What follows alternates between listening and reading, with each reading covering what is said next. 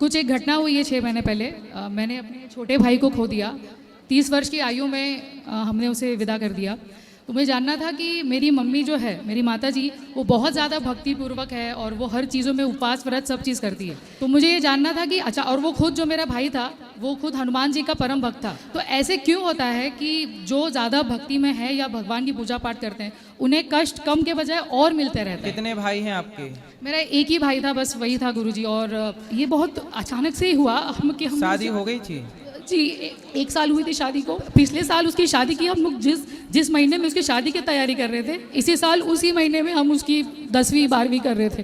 देखो, ये संसार जो है, हर व्यक्ति यहाँ अपना कर्म दंड भोगने आता है। आप ये सोचिए कि आपकी माँ के भाग्य में कोई पुत्र था ही नहीं जी। लेकिन भगवान ने 30 वर्षों के लिए पुत्र दे दिया, पुत्र भी दिया और पुत्र का सुख भी दिया जी। और जब वो कार्य पूरा हो गया जी। तो बेटा जहाँ से आया वहाँ चला गया। हर व्यक्ति अपने कर्म भोगने के लिए आता है, कर्म भोग के कर्म दंड भोग के चला जाता है। इसलिए जो बीत गया वो आपकी मर्जी नहीं थी, आपकी माँ की मर्जी नहीं थी, मेरी मर्जी नहीं थी, वो विधि का विधान था। जी गुरुजी। द्रौपदी के 5 बेटों को मार दिया अश्वत्थामा ने, जी। जबकि द्रौपदी तो भगवान की बहन है। जी।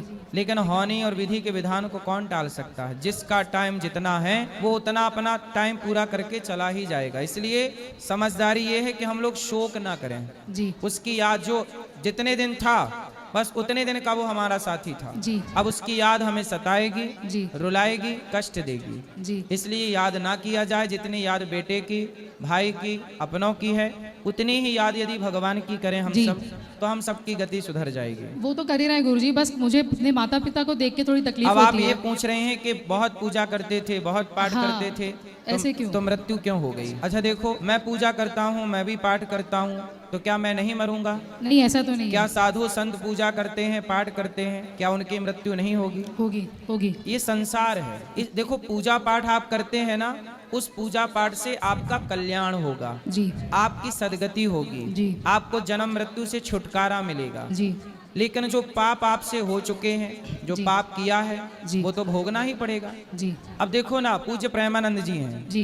दिन भर भजन करते हैं, दिन भर भक्ति करते हैं, लेकिन आखिर उनको भी कष्ट है ना किडनी फेल होने का। जी है। सही दिन कह भर रहे वो परेशान रहते हैं शरीर से। हैं। जी। क्यों?